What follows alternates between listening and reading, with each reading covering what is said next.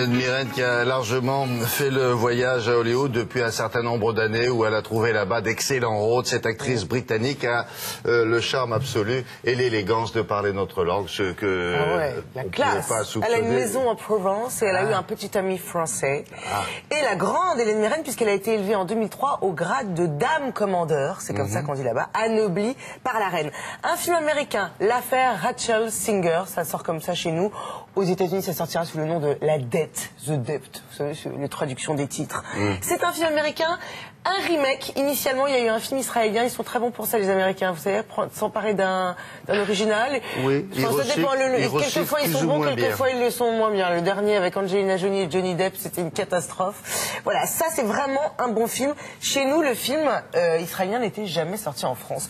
Donc, la grande Hélène Mirren à la distribution, rejointe ici par, si je vous dis, Sam Worthington, peut-être ça ne vous dit rien, William. Si. C'est la vedette d'Avatar, c'est le nouvel acteur super bankable. Et la belle Jessica Chastain, qui est la star de la Palme d'Or, la révélation de la Palme d'Or.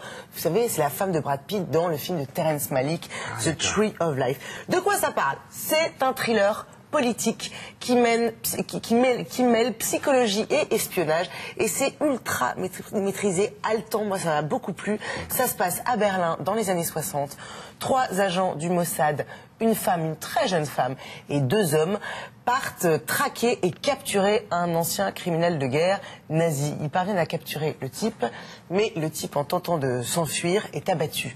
Les 3 agents du Mossad reviennent tout de même en héros en Israël. Et 30 ans plus tard, les cicatrices du passé ressurgissent, puisqu'on apprend qu'un homme, au fin fond de l'Ukraine, se fait passer pour le véritable nazi en question, surnommé le boucher de Burkino. Alors quoi, il faut recommencer? Eh bien alors quoi? Est-ce qu'ils ont vraiment dit la vérité? Est-ce que le type a vraiment été abattu ou pas? Donc Hélène Mirren, qui joue dans le film la femme du Mossad qu'on retrouve 30 ans plus tard, va devoir repartir à la recherche de ce type-là. Parce qu'il faut savoir qu'il y a des flashbacks. Ça se passe dans les années 60 et ça se passe aussi aujourd'hui. Donc on a rencontré Hélène Mirren qui va vous dire pourquoi elle était tellement contente de tourner avec John Madden. J'ai pas dit John Madden, c'est Shakespeare in Love, le film aux 7 Oscars tout de même. Hi there, hi Charlotte. Nice to meet you. You too. Je suis très heureuse de vous rencontrer. Merci beaucoup.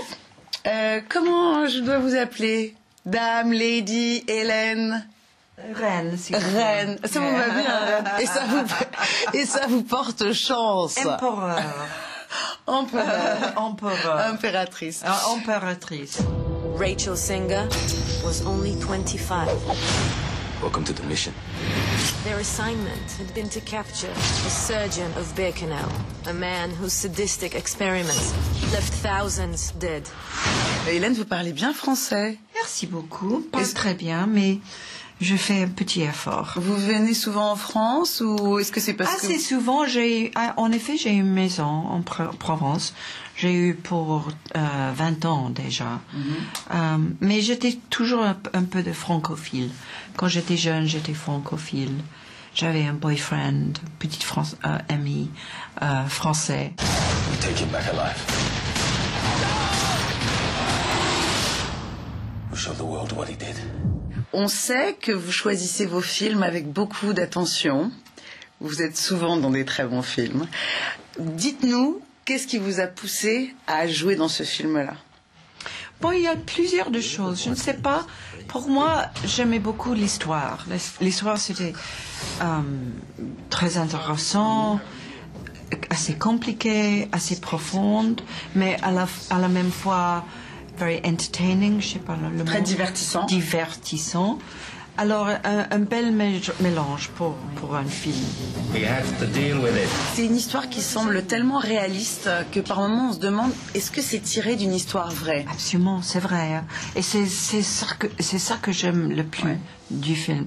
Parce que souvent dans les films de suspense, c'est une construction, une folie et enfin on ne le croit pas. Mais ici, vraiment, on pense que est-ce que ça s'est passé? C'est vrai? Ou c'est pas vrai? On ne sait pas. Et j'adore ça. Quand vous regardez votre filmographie, est-ce que vous êtes fière? Est-ce qu'il y a des films qui vous ont bouleversé? Je suis étonnée, la plupart étonnée. Parce que je ne savais pas que j'ai fait autant de choses. Maintenant, quand j'ai mon biographie, je coupe parce que c'est trop long. C'est trop des choses. Bravo, Majesté. Merci. À bientôt. Merci. À bientôt.